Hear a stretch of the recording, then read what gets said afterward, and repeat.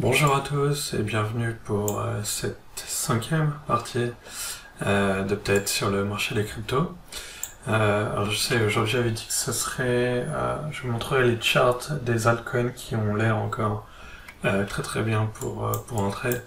Et aujourd'hui je vais juste faire un update classique, je ferai les jolis charts d'altcoins la prochaine fois. Ok, donc juste update du marché parce que je trouve qu'on est à un point assez intéressant. On va commencer par le Bitcoin. Donc je vais vous montrer ces 2-3 charts que j'avais mis dans le Bird Nest. Donc on dirait qu'on a fait une impulse vers le bas en 5 vagues, avec le best channel ici qui avait été cassé. Vague 4, retrace sur le best channel, finit avec la 5. Et cette 5, si vous prenez le final trend channel, vous prenez relié 2 et 4, vous projetez sur la 3. Ici vous avez la midline, la 5 elle est arrivée pile sur cette midline.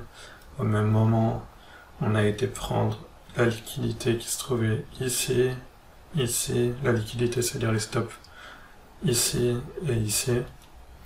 Ok, donc on a pris pas mal de stops sur ce dernier dump, avant de faire un hammer en daily, hammer candle, et de repartir à la hausse.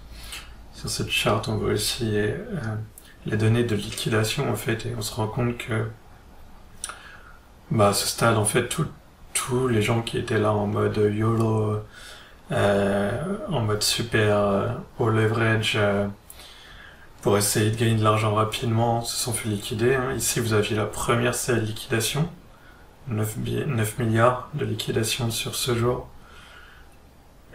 Ici, sur ce jour-là, on a vu 7 milliards de liquidation. Alors, c'est assez intéressant parce qu'ici, en pourcentage, en termes de dump, on a dumpé plus que ici, mais il y a eu moins de liquidation. Ça veut dire qu'en fait, ici, il y avait moins de tarés déjà. Il y avait moins de tarés à 20x leverage à liquider. Donc, en fait, plus on descend, plus on liquide, moins il y a de traders qui sont possibles à aller chercher en liquidation. Et sur cette dernière vague baissière de la dernière semaine, on a eu 1, 2, 3, 4, 5, 6, 7. 7 jours de baisse. 7 comment vous appelez ça, candle, chandelle. 7 chandelles baissières de suite en daily. Et malgré ça, on n'a pas eu de liquidation. Donc en fait, il n'y a plus trop de tarés à ce moment du marché. Donc le marché est beaucoup plus sain je pense maintenant, et on peut commencer à penser qu'on va aller repartir. Vous avez aussi cette trendline sur le daily RSI qu'on se traîne depuis début d'année, et on fait des plus bas, plus bas, plus bas, et à chaque fois qu'on revient taper dessus, ça fait résistance et on repart à la baisse. Quoi d'autre? Le stock to flow chart pour le Bitcoin.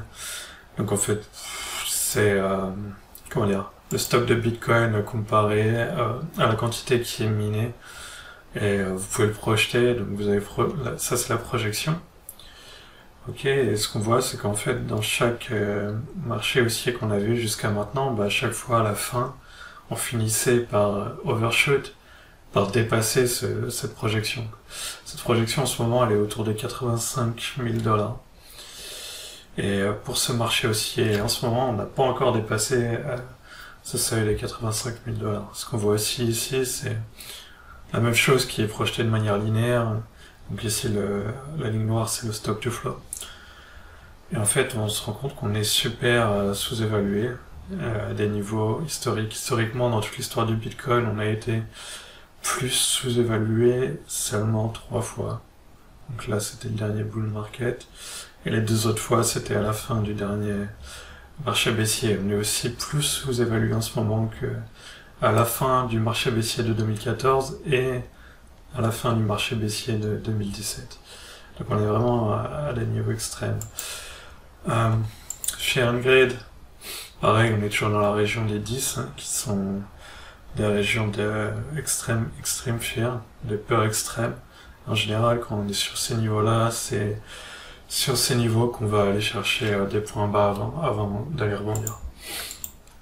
Si on repasse au chart, en daily, en ce moment on est sous ce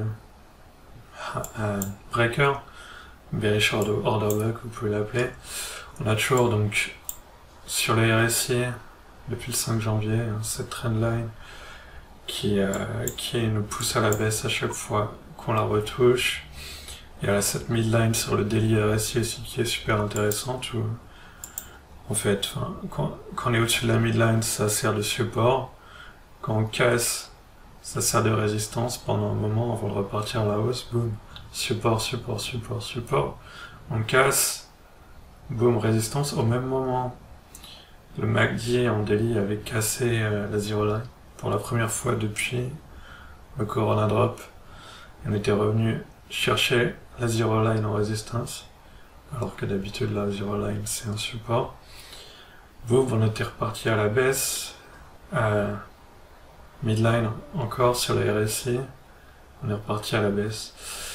Et ce qui est marrant, c'est que si on remonte là un petit peu, on va se retrouver à la double résistance de la trendline et de la midline du RSI. Donc on va bien voir ce qui se passe. Je pense que oui, c'est crédible de penser qu'on a fini une 5 vagues sur le Bitcoin et qu'on va repartir à la hausse à partir de là. Le scénario le plus crédible, je pense, sur le Bitcoin, enfin en tout cas moi, un scénario que j'ai en tête, c'est le même scénario que j'ai en tête depuis le 19 mai, donc 19 mai, hop, voilà, j'avais fait cette vidéo, le 19 mai 2021, en anglais, je vous parlais de ce scénario déjà possible, donc c'est le même gribouillis que j'ai gardé sur le chart. Oui, j'avais aussi tracé cette projection de la moving average verte. Elle sera un peu plus basse apparemment parce que là elle est en train de partir à la baisse. Mais oui, enfin voilà. Avec les niveaux 382 ici pour une cible potentielle pour la vague 4. Donc ce genre de scénario, je pense, pour le Bitcoin, ça peut paraître raisonnable.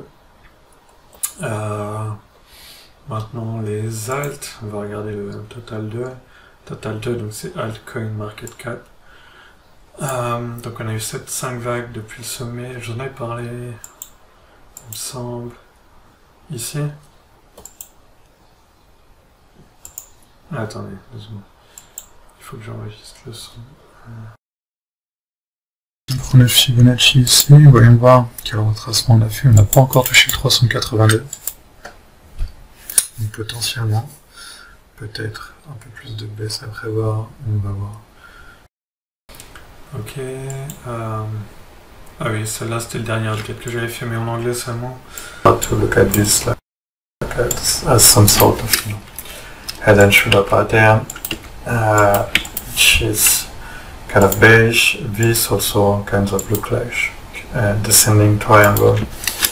So yeah, I don't think this support is gonna hold once more, and I mean we have the 618 level after, right, which comes from when you take this pull, but to be honest I wouldn't be surprised now if we come to revisit the lows like we did back in September here. Ok, donc ça c'était ce que j'avais dit quand on était là, donc oui, que ça ressemblait à une épaule, tête épaule, comme on dit en français, que ce support là c'était la 4e fois qu'on allait le tester, 1, 2, 3 et 4, que donc plus on le testait, plus on pouvait penser que ça allait casser, que cette partie du chart ça ressemblait à un triangle descendant. Je parlais d'aller revisiter donc, ces niveaux avec le 382 ici. Bon, pour l'instant on a pris la liquidité qui se trouve ici. Il y a deux façons de l'interpréter en termes de vague d'Elliott. Soit vous avez AB avec une vague C terminée ici avec ce qu'on appelle une expanding diagonal en 5 vagues, ça c'est la première façon.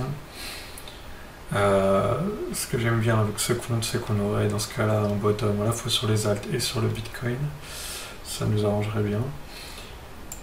Ou la deuxième façon de compter ça, c'est en disant que c'est 1, 2, 3, on est dans la 4 et il y a une dernière jambe, je sais pas si on dit jambe baissière, une dernière jambe baissière, je veux dire jambe baissière, je m'en fous, à aller faire sur le Alta Market Cap. Ouais, en ce moment, le 7.4, on est entre le 382 et le 50, le 50, en termes de Fibonacci. Hop, entre le 382 et le 0.5. Donc c'est la zone d'une vague 4, hein, d'habitude. Si on retrace plus haut que ça, on va pouvoir commencer à s'inquiéter de savoir si c'est vraiment une vague 4 ou non.